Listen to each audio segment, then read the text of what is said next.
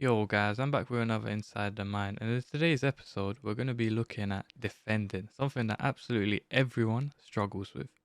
But before we start, make sure you're subbed to the YouTube and you're following me on TikTok and Twitch. So as per last video, we're going to be looking at the number one player in Elite. Last season, he finished first, and this season, he was one of the first to get into Elite, and I'm pretty sure he's already number one. Again, he was kind enough to send me some footage for me to analyze for you guys in this video today. First of all, we're going to have a look at his game settings. Game settings are very important. Although a big part of this is personal preference, sometimes there's certain settings that you're using that could be affecting your gameplay. To start off with, of course, is on precision and timed finishing is on. If you don't have both of them on, learn them. Next, for his passing settings, he has semi, assisted, late and normal. So for his defending, his clearance assistance is actually directional. So this just means when you click circle and you hold the left analog stick in a certain direction, it will be released into that direction. The reason that's beneficial is because sometimes if you click circle, it's late in the game, it could just go out and clear it for another corner, giving the opponent another opportunity to score against you. And then he uses advanced defending. The reason advanced defending is more beneficial to you is because you can decide what happens when you're defending. If you're defending down the line, you decide whether you slide tackle or you do a body to body animation where bruiser will pop up. At the moment, I'm using tactical, but I have switched to advanced now that I see the benefit of it. The fact that you take out any AI nonsense and it's all down to you. The decision making is all down to you. You have no one to blame but yourself. Okay, we're going to take a little bit of time with the switching mechanic. With this, he has a couple things that stuck out to me. The first thing is his right stick switching is ball relative. For me, I prefer player relative because I know exactly where I'm going to switch to next. However, he's also got right stick switching sensitivity on 0. Listen, I would not recommend sensitivity being on 0 simply because it switches way too quick. And unless you're very good with right stick switching, I would not recommend being on this. Another thing, reaction time calibration, have it off. Have the setting below that on 0, and listen, if you don't know how to play a lock, learn how to play a lock. It will elevate your game another step because some of the AI runs are just awful. And if you make someone go on a run by clicking L1 or whatever, they'll just run in a line. They're not going to do anything special. So sometimes you have to play a lock, trick a player, and on top of that, you can cancel your player locks as well. Like no one's forced you to pass to the person that you've player locked to. And on occasion, you can play a lock, drag a person backwards, and move someone out of the way whilst you can go and score. And for controller preferences, he has analog sprint, trigger effect, and vibration all off. And his save assistance is on assisted. And now for camera angle, he has co-op, custom, 20 height, 0 zoom, and then the rest below it is actually different to mine. Usually I have everything else here on 0, but for some reason he prefers 10 on most of these ones.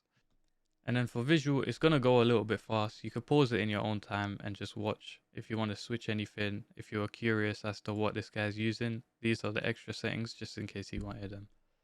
So getting into the first defensive clip, one thing that I noticed is because he plays the 4-5-1 formation, he needs to grab his center mids a lot of the time. And the thing is, his right stick switching is so good, he can actually do it very well. In this example, I'll show you exactly why I prefer a DM formation.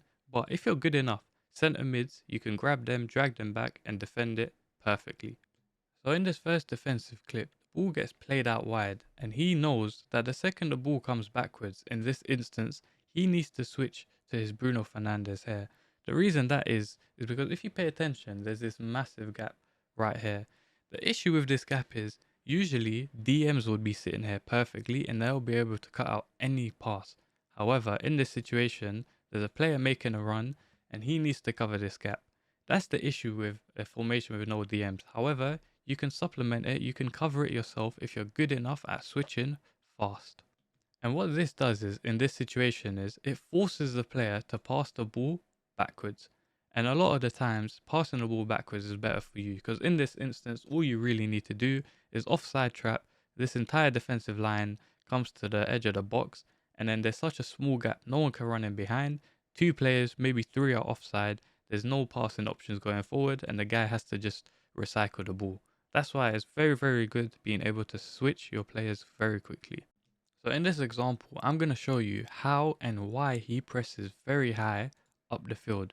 The main reason behind it is because of the turnovers you can cause, the dangerous turnovers. Think of it as a game of basketball. If you win the ball up high the pitch, you can turn it over and go score a goal basically. And that's exactly what he does. He causes the guy to feel a bit of pressure. He doesn't know what to do. He panics. And look, from this instance, he creates a big goal scoring opportunity. Had he player locked that Son, that's an easy goal. But what did he even get that opportunity from? He got that opportunity from here. The second the ball was released from the keeper, look at his situation.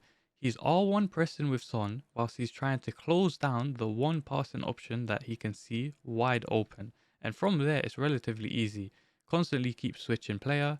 Now look, the ball's gone straight back here. He cut off that passing lane to the right back. He's chased him with Son. And now look, he's bringing up his centre mids. He knows that that Bruno is close enough to Hullet to be able to stop that pass. So he needs to lock off that one extra passing option, which is the left back. And that's the direction he starts pulling his players towards. And look, the guy makes his Hullet go on a run, which means there's one less passing option that he needs to worry about. And then from there, it's simple, rush him with Bruno. And look, from there, simple turnover. And again, from this situation, the guy has one centre mid in Kante. As long as he can run around him, he's fine. And that's exactly what he tries to do. Gets the ball to him, one pass in, makes his left back go on a run so he has an overlap.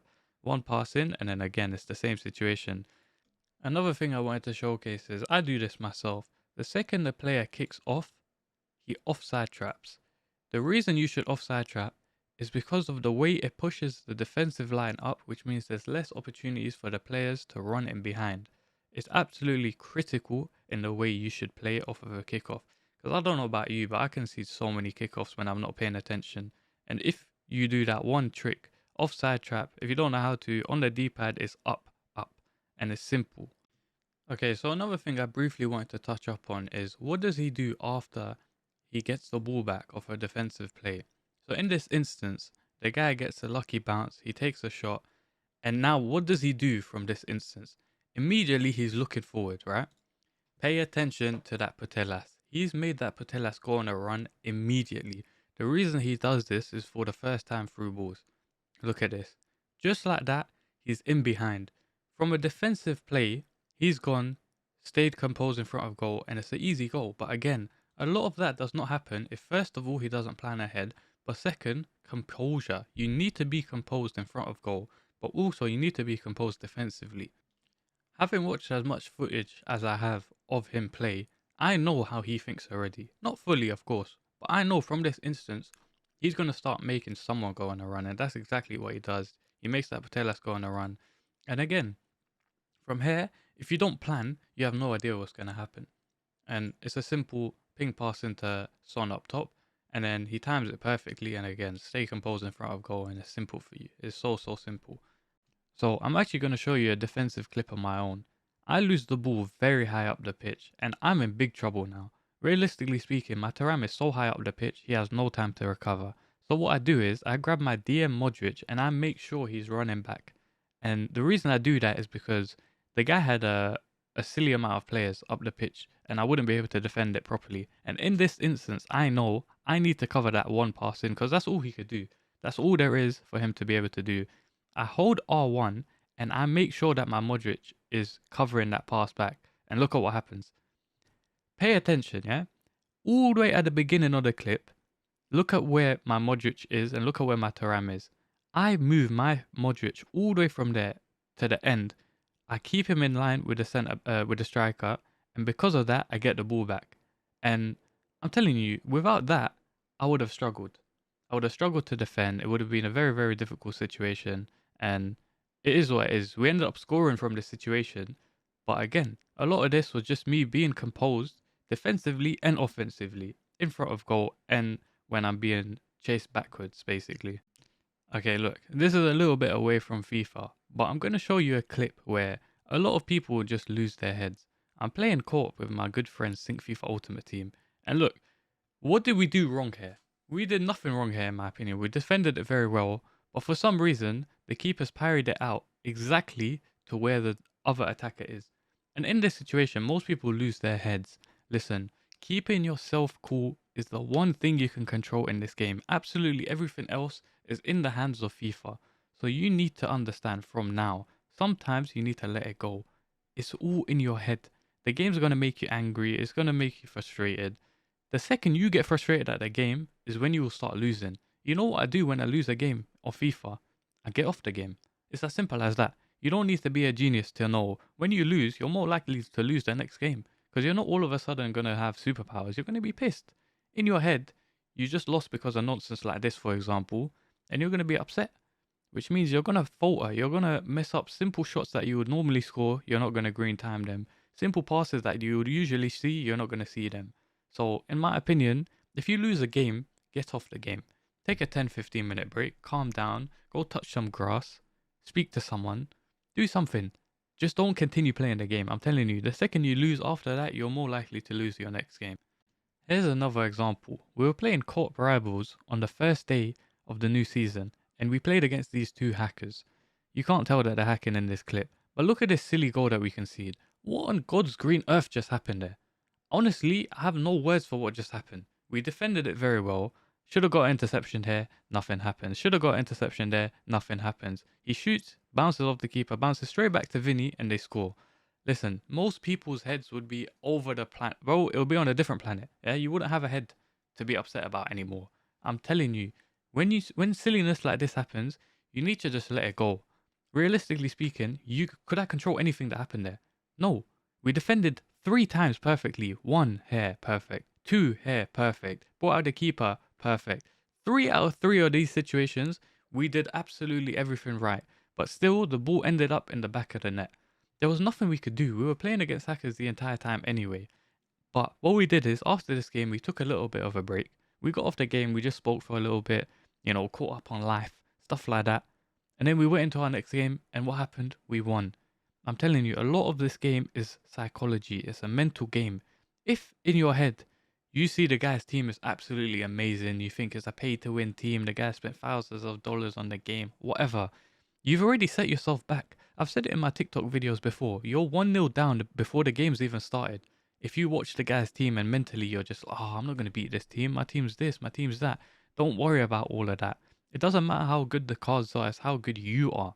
So as long as you can stay composed and keep your head throughout the entire game, you've done half of the work. You're not going to be 1-0 down from the start of the game. Okay, anyway, now that we've gone away from that nonsense, I'm going to show you another reason as to why you need to be pressing high up the pitch. In this instance, it's 2-2. Who the hell is playing for a draw in Rivals, by the way? Not me. So in this instance, we win the high ball high up the pitch. The reason that happens is because we're pressing. Although it means if they pass through us, they pass through the press, they'll be in almost to be able to score a goal. It doesn't matter. It's late in the game. It's high risk, high reward. I'm not playing for a draw. It's Div 2. I couldn't care less. And look, from here, we end up scoring a goal. And now look, we're 3-2 up. All we have to do is make sure we keep our heads, stay comfortable, don't watch the gritty. But again, most of the time from this situation, that player now has to open up. And if you keep going, from this instance, we end up scoring, making it 4-2, and we end up winning the game, like completely blowing them out of the park. But look, their right back's gone out of position. They're throwing in silly slide tackles. It's all about composure now.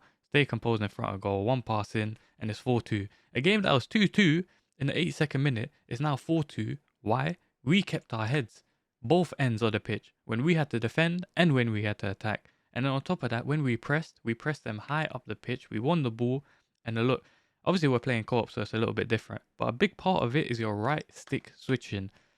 And before you ask me what my settings are for right stick switching, it's personal preference. You need to understand that you need to go out and experiment with your own tactics, with your own cards, with your own settings, and see what works for you. Are you a fast switcher? Are you a slow switcher? Do you react quick? And adjust it accordingly. My settings won't fit your feet. My shoes won't fit yours. My hat won't fit your head. There's so many different aspects of the game where people ask me, what's your camera settings? What cards are the best left mid in the game? All this stuff. Listen, it's personal preference. It's June. I'm using Written at left mid. Team of the year Written. People would say she's not even top 10 best left mids in the game. But I don't care. She works for me. Pinged pass, Trivella, and finesse. I need someone on the left-hand side that could do the Trivellas and that can ping it into my striker or my cam. Again, it's personal preference. It's the same thing with right stick switching. You need to understand that this is down to you. You can't ask me what I like. You need to experiment and figure it out on your own. And again, here's my last example of this nonsense, yeah, before I let you go. When the game wants you to concede, you're going to concede. Look at how many times we should have won the ball back here. I don't care how strong Tony is. I don't give a damn if he's got 99 strength with Bruiser Plus on his card. Why did we not win the ball back here? Look where the ball is, yeah? How on earth has Tony from behind me got the ball off me? I body him, get the ball back. He still got the ball. And look at this, yeah? He's getting pushed. And he's still got the ball. And then they go off to score off of a kickoff. Listen, like I said before, most of the time you could lose your head here. Throw your controller out of the window, throw it on your monitor, do what you have to do to release your anger. I don't give a damn. But why was the guy rewarded for that? I would be upset about that for the rest of the game. But from this game, we ended up smashing this team completely, like 5-1 or something. It was crazy. But again, we could have lost our heads. Most of it is in your head. You lose more battles in your head than you do in the game. That's all it is. If you can stay composed before you even get into a game, you're chilling. I don't care if you're 12-0, you're 13-0, you're about to get your first rank one. Stay calm. Stay composed. We're human. That's not always possible. Of course, we're going to be nervous. We're going to this, we're going to that. Your heart's going to beat a little bit faster when you're getting closer to full time and the guy's pressing you like crazy. But the one thing you can control in this world is your emotions. When it comes to the game, do the exact same thing. Stay composed. A big part of defending is just your composure. Anyway, that's another video done. Anyone that's made it this far, I highly, highly appreciate you. And I just wanted to say a big thank you to everyone that's been supporting me, following me, sending me lovely messages. And listen, we're about to hit 1K on Twitch, 1K subs on YouTube as well. I highly appreciate it. If you know anyone that isn't following me or sub to me on TikTok, Twitch, Twitter, YouTube, all of that, make sure you get them to come in, jump on the Twitch, jump on my TikTok, sub to me on YouTube. I'd very much appreciate it. Anyway, if you have any more suggestions for videos that you're interested in, any little inside the minds, anyone you want me to analyze on YouTube, I'm more than happy to do so. Drop a comment, send me a message on TikTok or Discord or wherever. I just want to say again a big thank you. Anyway, take care, guys.